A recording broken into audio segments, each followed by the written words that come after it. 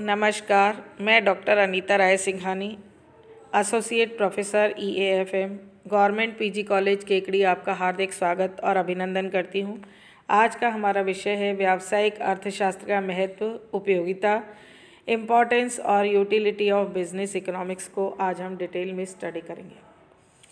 जैसा कि आप सभी जानते हो कि किसी भी व्यवसाय की सफलता इस बात पर निर्भर करती है कि उसका जो मैनेजमेंट है वो डिसीज़न किस टाइम पर ले रहा है। सही समय पर सही निर्णय लेने पर ही किसी भी प्रबंध की सफलता निर्भर करती है। आधुनिक औद्योगिक युग आपको पता ही है, कंपटीशन फ्रेज है, गला काट प्रतिस्पर्धा का युग है और ऐसे समय में व्यावसायिक क्रियाएं जो हैं उनमें बहुत ज़्यादा जोखिम भी होती है और अनिश्चितता भी होती है और जोखिम और अनिश्चितता को विशेष प्रबंध करना पड़ता है। अतः कुशल प्रबंध के लिए बहुत ज़रूरी होता है कि संभावित जोखिमों और अनिश्चितताओं को न्यूनतम करके सही समय पर उचित निर्णय लेने का प्रयास करें, ताकि अनिश्चितताओं को कम किया जा सके, जोखिमों को कम किया जा सके, उन जोखिमों से बाहर निकला जा सके। व्यवसाय से जुड़ी हुई बहुत सारी आर्थिक समस्याएं होती हैं और उनका निराकरण करने के लिए भी समुचित निर्णय लेने में व्यावसायिक अर्थशास्त्र का एक विशिष्ट महत्व है, जिसे निम्नलिखित बिंदुओं की सहायता से सरलतापूर्वक स्पष्ट किया जा सकता है। इसमें सबसे पहला महत्वपूर्ण बिंदु है नियोजन और निर्णय में सहायक, helpful in planning and decision making, कि किसी भी व्यवसाय की सफलता के लिए सही नियोजन होना और सही निर्णय बहुत महत्वपूर्ण है। प्लानिंग अगर प्रॉपर है और प्लानिंग के अकॉर्डिंग डिसीजंस लिए गए हैं तो व्यवसाय में सफलता प्राप्त हो जाती है, लाभदायकता को भी बढ़ाया जा सकता है, जोखिमों को कम किया जा सकता है। और सही नियोजन और निर्णय इसलिए भी बहुत महत्वपूर्ण है कि इसके द्वारा ही सफलता प्राप्त हो सकती है। इसका ज्ञान और बोध व्यावसायिक अर्थशास्त्र भली भांति कराता है। व्यावसायिक अर्थशास्त्र फर्म की भूतकालीन घटनाओं और परिणामों का विश्लेषण करता है और इसके आधार पर नियोजन के लिए आधार तैयार कर देता है। भविष्य के संबंध में पूर्वानुमान भी लगाता है कि क्या भविष्य में होने की संभावना है। व्यावसायिक अर्थशास्त्र फर्म के संबंध में आवश्यक निर्णय लेने में भी महत्वपूर्ण भूमिका का निर्वाह करता है। फर्म के लिए मांग, उत्पादन, लागत, मूल्य निर्धारण जैसे महत्वपूर्ण निर्णय व्यावसायिक अर्थशास्त्र की सहायता से ही लिए जाते हैं। दूसरा महत्वपूर्ण पॉइंट है कि अनिश्चितता को कम करने में सहायक, हेल्पफुल इन कंट्रोलिंग अनसर्टेनिटी, कि सामान्यतः प्रत्येक व्यावसायिक प्रबंधक को अनिश्चितता के वातावरण में काम करना पड़ता है और इन अनिश्चितताओं को समाप्त तो नहीं कर सकते हैं पर हम इसे नियंत्रित जरूर कर सकते हैं, इसको कम कर सकते हैं, इनको कंट्रोल कर सकते हैं। तो हर बिजनेस का जो मैनेजर होता है वो ये बहुत कोशिश करता है कि किसी भी तरीके से इसे कंट्रोल किया जाता है और व्यावसायिक अर्थशास्त्र इस अनिश्चितता और जोखिम को न्यूनतम करने में अपनी बहुत महत्वपूर्ण भूमिका अदा करता है। तीसरा महत्वपूर्ण पॉइंट है कि व्यावसायिक नीतियों को निर्धारित करने में सहायक, helpful in determined business policies, व्यवसाय के समुचित नियोजन, संचालन, नियंत्रण, समन्वय। प्रत्येक व्यावसायिक प्रबंधक को विभिन्न व्यावसायिक नीतियों को निर्धारित करना पड़ता है। व्यावसायिक अर्थशास्त्र इन व्यावसायिक नीतियों को निर्धारित करने में मार्ग प्रशस्त करता है। चौथा इसका महत्वपूर्ण पॉइंट है कि आर्थिक संबंधों का अनुमान लगाना,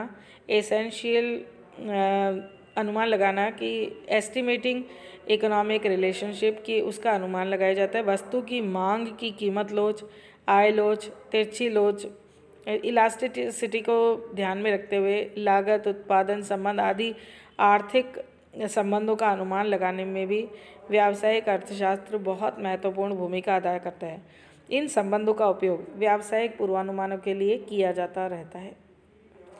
अगला पांचवा महत्वपूर्ण पॉइंट है कि बाह्य वातावरण को समझने में सहायक, helpful in understanding external environment, कि बाह्य वातावरण में क्या घटित हो रहा है, क्या उसका व्यवसाय पे प्रभाव पड़ सकता है, इसको भी मद्देनज़र रखा जाता है। व्यावसायिक अर्थशास्त्र व्यावसायिक प्रबंधक को उस बाह्य वातावरण को समझने और व्यवसाय को उसके साथ समायोजित करने का मार्ग बताता है। इसमें एक फर्म का कार्य करना पड़ता है। उदाहरण के लिए व्यापार चक्र, राष्ट्रीय आय में उतार चढ़ाव, विदेशी व्यापारों में परिवर्तन, करारोपण, श्रम कानून, श्रम संबंध, या एकाधिकार विरोधी अधिनियम, औद्योगिक लाइसेंसिंग, मूल्य नियंत्रण आदि के संबंध में सरकारी नीतियों का व्यवसाय पर क्या प्रभाव पड़ेगा और फर्म इन नीतियों को किस प्रकार इनके साथ समायोजन करेगी, इसकी जानकारी भी व्यावसायिक अर्थशास्त्र से ही प्राप्त हो पाती है। तो व्यावसायिक अर्थशास्त्र कहीं ना कहीं ये देखता है कि बाहर कौन कौन सी घटनाएं घटित हो रही हैं, जैसे व्यापार चक्र आ रहे हैं, कभी ओवर प्रोडक्शन हो गया, कभी लेस प्रोडक्शन हो गया, मार्केट की डिमांड क्या है, मांग, फैशन, रुचि में क्या परिवर्तन आ रहे हैं। इसी तरीके से सरकार ने राष्ट्रीय आय के क्या मानक रखे हैं, या अगर मान लीजिए विदेशी व्यापार बढ़ रहा है, घट रहा है, हमारे विदेशी संबंध कैसे हैं।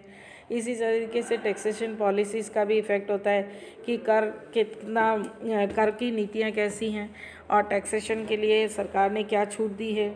इसी तरीके से लेबर लॉज क्या हैं उसको भी हम इसमें ध्यान में रखते हैं। और एकाधिकार के संबंध में आपको पता है MRTP एक्ट है 1969 वाला, उसमें क्या चेंजेस किए गए हैं और उसका क्या इफ़ेक्ट आएगा। इसी तरीके से औद्योगिक लाइसेंस किस तरह से मिलेंगे या क्या होंगे या सरल कर दिए गए हैं। आपने देखा है कि अभी सरकार ने औद्योगिक लाइसेंस की प्रक्रिया को बहुत सरल कर दिया है। तो अगर सरल कर दिया है तो व्यापार में कार्य करना अधिक आसान हो जाता है। इसी तरीके से मूल्य नियंत्रण कि बहुत ज़्यादा मूल्यों में उतार चढ़ाव नहीं हो, इसके लिए भी सरकार मॉनेटरी और फिस्कल पॉलिसीज़ बनाती है और उनको जो है RBI के थ्रू इनको कंट्रोल करने की कोशिश भी करती है। तो ये सारी नीतियाँ व्यवसाय को कैसे प्रभावित कर रही हैं, क्या प्रभाव दे रही हैं और उससे जो है बिज़नेस पॉजिटिव वे से आगे बढ़ रहा है, सक्सेस प्राप्त कर रहा है या अपनी अनियमितताओं जोखिमों को कम करने की कोशिश कर रहा है। तो बाह्य वातावरण का एक बिज़नेस पे बहुत ज़्यादा इफेक्ट पड़ता है और बिज़नेस इकोनॉमिक्स इसमें हमें सहायता प्रदान करता है। अगला महत्वपूर्ण पॉइंट आता है कि सिद्धांत और व्यवहार के मध्य समन्वय स्थापित करने में सहायक कि in emphasis coordination between theory and practice. वास्तव में सिद्धांत और व्यवहार में बहुत ज़्यादा परिवर्तन होता है। नियम कानून कई सारे बना दिए जाते हैं और परंपराएं बना दी जाती है, सिद्धांत अवधारणाएं बना दी जाती हैं, परंतु व्यवहार में उसको उपयोग में लाना जो है काफ़ी कठिन होता है। व्यावसायिक अर्थशास्त्र में परंपरागत सैद्धांतिक अवधारणाएं और वास्तविक व्यवसाय व्यवहार के बीच तालमेल बिठाना पड़ता है ताकि प्रबंधकीय निर्णयों को वास्तविकता के निकट लाया जा सके। यथार्थ में उसको कैसे उपयोग में लाया जाना है, इसे कंट्रोल किया जाता है। और इसका अगला पॉइंट है कि प्रबंध के सामाजिक उत्तरदायित्वों को प्रेरित करना कि सोशल रिस्पॉन्सिबिलिटी को मैनेज करना जो है आजकल एक बहुत बड़ी टास्क बनती जा रही है कि हर बिजनेस एंटरप्रेन्योर ये चाहता है कि उसका सोशल रिस्पॉन्सिबिलिटी जो है वो बहुत अच्छे से मैनेज हो, कि व्यावसायिक अर्थशास्त्र प्रबंध को उसके सामाजिक उत्तरदायित्व को भी एहसास कराता रहता है। यह प्रबंध को अधिक आर्थिक नीतियों का अपनाने के लिए प्रेरित करता है जिससे राष्ट्र के उपलब्ध संसाधनों का अधिकतम उपयोग हो जाए, समृद्धि में श्रमिकों को यथोचित हिस्सा मिलता जाए, रोजगार के अवसरों में वृद्धि होती रहे और उपभोक्ताओं को अधिकतम संतुष्टि मिलती रहे। और अल्टीमेटली ऑब्जेक्ट होता है कि राष्ट्र का अधिकतम विकास हो, क्योंकि किसी भी देश का विकास उसके आर्थिक विकास पर निर्भर करता है और आर्थिक विकास रोजगार और व्यापारों पर निर्भर करता है। तो ये जो चक्र चलता है विकास का चक्र, तो उस विकास के चक्र में भी व्यावसायिक अर्थशास्त्र जो है अपनी महत्वपूर्ण भूमिका निभाता है। और कहीं ना कहीं सामाजिक उत्तरदायित्व को पूरा करके प्रबंध देश के हित के लिए कार्य करता है।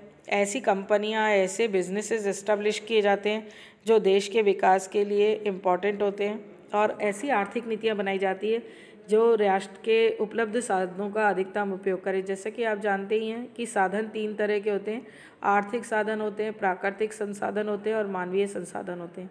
और एक बिजनेस एंटरप्रेन्योर का सबसे बड़ा रोल है कि वो तीनों तरह के साधनों का, ह्यूमन रिसोर्सेज अवेलेबल है तो भी उन्हें उपयुक्त तरीके से प्रयोग में लाना है, अगर प्राकृतिक रिसोर्सेज अवेलेबल है तो उनको भी मैक्सिमम यूटिलाइजेशन करना है। इसी तरीके से आर्थिक साधन है तो कम से कम साधनों द्वारा अधिकतम उपयोगिता बढ़ाने का प्रयास भी जो है इसके द्वारा किया जाता रहता है।